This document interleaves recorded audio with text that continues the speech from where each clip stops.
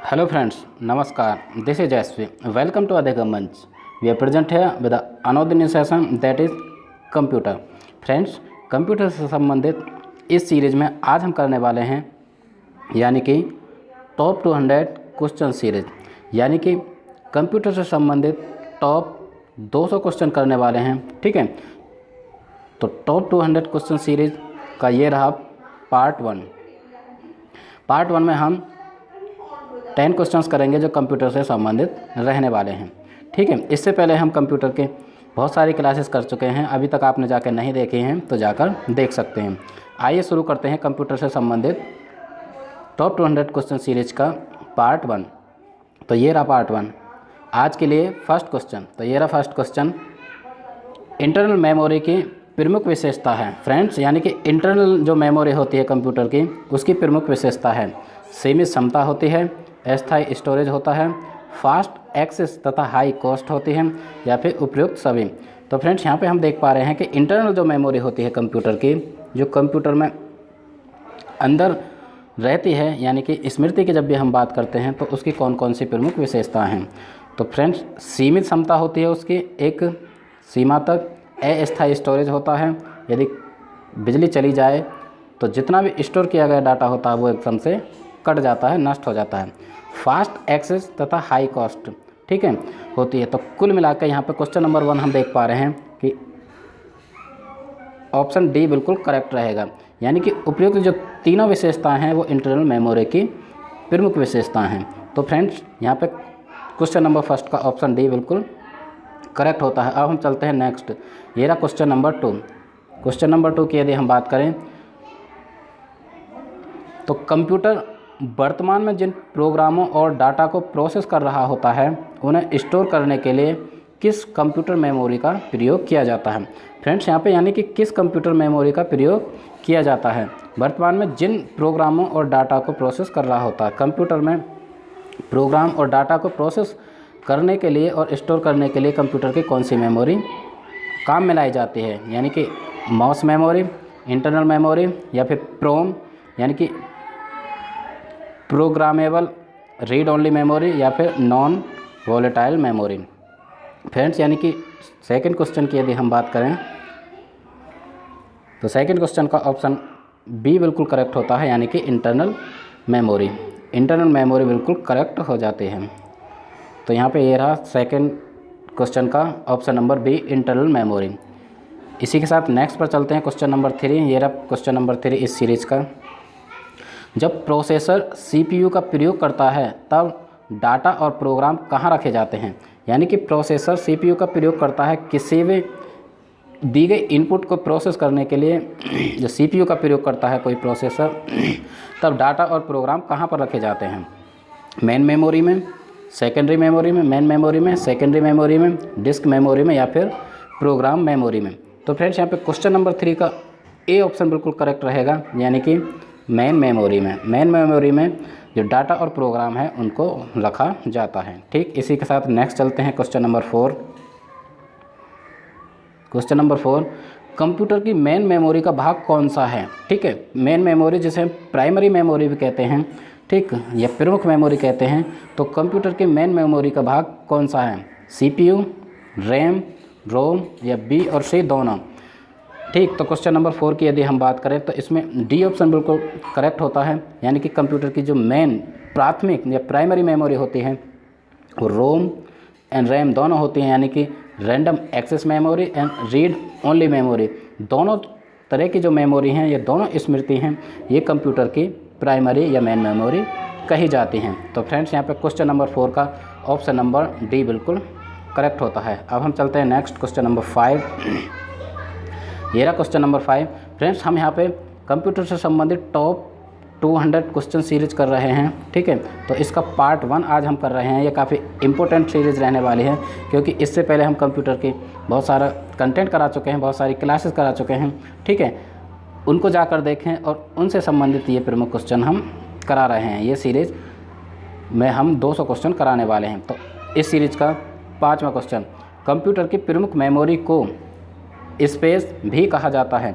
यानी कि जो कंप्यूटर की प्रमुख मेमोरी होती है, यानी कि प्राइमरी जो मेमोरी होती है, जो मेन मेमोरी होती है, उसको क्या कहा जाता है, यानी कि प्राथमिक या प्राइमरी स्टोरेज या फिर आंतरिक मेमोरी या फिर प्राइमरी मेमोरी या फिर उपयुक्त सभी। तो फ्रेंड इससे पहले के लास्ट क्वेश्चन में मैं बता चुका हूं कि जो फर्स्ट मेमोरी होती है, प्राइमरी मेमोरी होती है, मेन मेमोरी होती है, उसको कई नामों से जाना जाता है, जैसा कि आप क्वेश्चन में देख पा रहे हैं, प्राथमिक मेमोरी, प्राइमरी स्टोरेज, आंतरिक मेमोरी और प्राइमरी मेमोरी।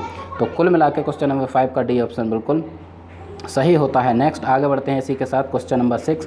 ये रहा क्वेश्चन नंबर 6, रैम का पूर्ण रूप क्या है। कुल मिला के यहाँ पर रैम की फुल फॉर्म पूछी है।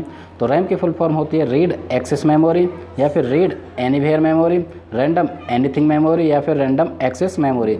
तो फ्रेंड्स जो इंटरनल मेमोरी होती है, प्राइमरी मेमोरी होती है, मेन मेमोरी जो होती है कंप्यूटर की, यानी कि रैम की यदि हम बात करें तो यहाँ पर डी ऑप्शन बिल्कुल करेक्ट है रहेगा, यानी रैम की फुल फॉर्म होती है रैंडम एक्सेस मेमोरी। इसी के साथ यदि हम रोम की बात करें फ्रेंड्स, तो रोम की फुल फॉर्म होती है रीड ओनली मेमोरी, यानी कि ये दोनों जो मेमोरी हैं कंप्यूटर की प्राथमिक और इंटरनल मेमोरी होती हैं। तो यहाँ पे हम देख पा रहे हैं क्वेश्चन नंबर 6 का ऑप्शन नंबर डी बिल्कुल करेक्ट होता है। अब हम चलते हैं इसी के साथ क्वेश्चन नंबर 7। क्वेश्चन नंबर 7 के यदि हम बात करें तो रैम यानी कि RAM निम्नलिखित में से किसका उदाहरण है। लास्ट क्वेश्चन भी रैम से संबंधित था, ये क्वेश्चन भी रैम से संबंधित है, यानी कि ये किसका उदाहरण है, नॉन वॉलेटाइल मेमोरी या कैशे मेमोरी या फिर वर्चुअल मेमोरी या फिर वॉलेटाइल मेमोरी। दोबारा से ऑप्शन देख लीजिए, जो रैम है वो किसका एक उदाहरण है, नॉन वॉलेटाइल मेमोरी या कैश मेमोरी या फिर वर्चुअल मेमोरी या फिर वॉलेटाइल मेमोरी। तो फ्रेंड्स यहाँ पे क्वेश्चन नंबर 7 की यदि हम बात करें, क्वेश्चन नंबर 7 का ऑप्शन डी बिल्कुल करेक्ट रहेगा, यानी कि वॉलेटाइल मेमोरी। वॉलेटाइल मेमोरी की यदि हम बात करें, यानी कि रैम और रोम की यदि हम बात करते हैं फ्रेंड्स, तो इसमें स्टोर किया गया डाटा, यानी कि बिजली के कट डाउन होने पर, यदि बिजली कट हो जाती है, कंप्यूटर शट ऑफ हो जाता है, तो कुल मिला के जो स्टोर किया गया डाटा है बिल्कुल नष्ट यानी कि इरेज हो जाता है, इसलिए इसे वॉलेटाइल मेमोरी भी कहते हैं। तो फ्रेंड्स क्वेश्चन नंबर 7 का ऑप्शन डी बिल्कुल करेक्ट होता है। अब हम चलते हैं क्वेश्चन नंबर 8 की तरफ। ये रहा क्वेश्चन नंबर 8 इसी के नीचे। क्वेश्चन नंबर 8 ये भी रैम से संबंधित है। रैम में स्टोर की गई सूचना वॉलेटाइल मानी जाती है, जिसका अर्थ है कि वह, यानी कि रैम में जो स्टोर किया गया डाटा या सूचना होती है उसको वॉलेटाइल क्यों कहते हैं। तो फ्रेंड्स अभी लास्ट क्वेश्चन में मैंने बताया कि वॉलेटाइल क्यों कहते हैं, इसके ऑप्शन देख लेते हैं। वहाँ स्थायी रूप से स्टोर है, क्योंकि वो जो सूचना है वहाँ एकदम परमानेंटली स्टोर हो जाती है, या फिर स्थायी रूप से नहीं केवल अस्थायी रूप से स्टोर होती है, या फिर जब बिजली बंद की जाए तो स्टोर की जाती है, या फिर CPU डिवाइस में स्थायी रूप से स्टोर की जा सकती है या की जाती है। तो फ्रेंड्स यहाँ पे चारों ऑप्शन देखने के बाद हम देख पाएंगे कि जो रैम है उसे वॉलेटाइल मेमोरी की कौन सी विशेषता है। तो फ्रेंड्स यहाँ पे क्वेश्चन नंबर 8 का बी ऑप्शन बिल्कुल करेक्ट होता है। बी ऑप्शन की तरफ हम देखते हैं, यानी कि स्थायी रूप से नहीं। नॉन वॉलेटाइल का मतलब होता है कि स्टोर किया गया डाटा एकदम स्थायी नहीं होता, केवल अस्थायी रूप से स्टोर की जाती है, यानी कि ये वॉलेटाइल की हम बात करें। ठीक, तो यहाँ पे क्वेश्चन नंबर 8 का बी ऑप्शन बिल्कुल सही होता है। इसी के साथ चलते हैं हम क्वेश्चन नंबर 9। ये रहा क्वेश्चन नंबर 9। क्वेश्चन नंबर 9 क्या कहता है, रैम यानी कि यहाँ पे RAM से मतलब है रैम जो इंटरनल मेमोरी होती है। ठीक, रैम के बारे में निम्नलिखित में से कौन सा कथन असत्य है, यानी कि कौन सा कथन बिल्कुल सही नहीं है। रैम हार्ड डिस्क स्टोरेज के समान होती है, या फिर रैम एक अस्थायी संग्रहण क्षेत्र है। ठीक है, या फिर हम बात करें रैम एक वॉलेटाइल मेमोरी है, या फिर रैम एक प्राथमिक मेमोरी है। तो कौन सा एक सही नहीं है। ठीक है, ऑप्शन की तरफ हम दोबारा से देखते हैं। रैम एक प्राथमिक मेमोरी बिल्कुल सही बात है। यहाँ पे वो बात पूछिए जो रैम से संबंधित नहीं है, यानी कि असत्य है, गलत है। तो रैम एक प्राथमिक मेमोरी है, बिल्कुल सही है। रैम एक वॉलेटाइल मेमोरी है, बिल्कुल सही है। रैम एक अस्थायी संग्रहण क्षेत्र है, बिल्कुल सही है। यदि हम ए की बात करें, रैम हार्ड डिस्क स्टोरेज के समान होती है। तो फ्रेंड्स क्वेश्चन नंबर 9 का ए ऑप्शन बिल्कुल हट जाता है, यानी कि ये बिल्कुल गलत हो जाता है कि रैम हार्ड डिस्क की तरह नहीं होती। ठीक है, यानी कि ये अस्थायी संग्रहण होती है, वॉलेटाइल होती है, और इसको हम प्राइमरी मेमोरी कहते हैं। ठीक है, तो क्वेश्चन नंबर 9 का यहाँ पे ए ऑप्शन बिल्कुल सही होता है। अब हम चलते हैं लास्ट क्वेश्चन की तरफ, यानी कि ये रहा क्वेश्चन नंबर 10, इस सीरीज़ का क्वेश्चन नंबर 10। फ्रेंड्स हम यहाँ पे कर रहे हैं कंप्यूटर से संबंधित टॉप 200 क्वेश्चन सीरीज, इसका पार्ट 1 है ये, यानी कि आज हम पार्ट 1 कर रहे हैं। इसी तरह से हम इसे कंटिन्यू करते रहेंगे। अभी तक आपने हमारे चैनल को सब्सक्राइब नहीं किया तो सब्सक्राइब करें, शेयर करें इस वीडियो को, और कंप्यूटर से संबंधित आपने सारी की सारी क्लासेस नहीं देखी हैं तो हमारे अधिगम मंच चैनल पर आप जाकर देख सकते हैं। बेसिकली ये कंप्यूटर की जो क्लासेस हैं हम कर रहे हैं दिल्ली पुलिस कांस्टेबल 2020 यानी कि दिल्ली पुलिस भर्ती परीक्षा में 2020 से संबंधित कंप्यूटर का हम कंटेंट ऑलमोस्ट करा चुके हैं। तो अब हम एक सीरीज़ कंटिन्यू किए हुए हैं यानी कि top 200 question series of computer.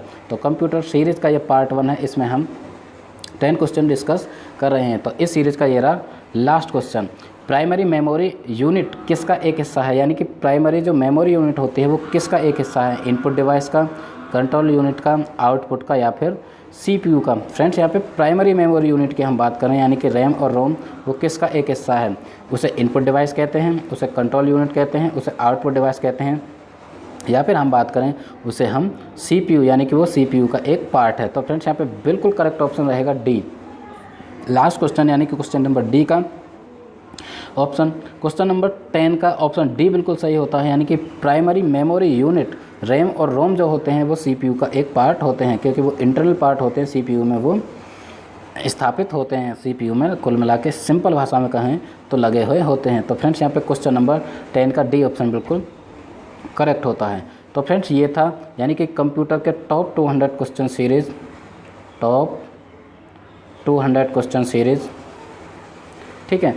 इसमें हम पार्ट 1 किया आज। आई होप ये आपको हेल्प करेंगे कंप्यूटर से संबंधित। यदि आप दिल्ली पुलिस कांस्टेबल 2020 की भर्ती जो हो रही है यानी कि एग्ज़ाम होने वाला है उससे संबंधित आप कंप्यूटर की तैयारी कर रहे हैं तो हमारे चैनल से जुड़िए, लाइक कीजिए, सब्सक्राइब कीजिए हमारे चैनल को, क्योंकि इसी तरह से हर वीडियो आपको मिलती रहे और कंप्यूटर से संबंधित और दिल्ली पुलिस से संबंधित यानी कि जो भी तैयारी है उसको बेहतर बनाते रहें। तो फ्रेंड्स मैं SP आपसे विदा लेता हूं। नमस्कार, thanks for watching, keep supporting, keep learning.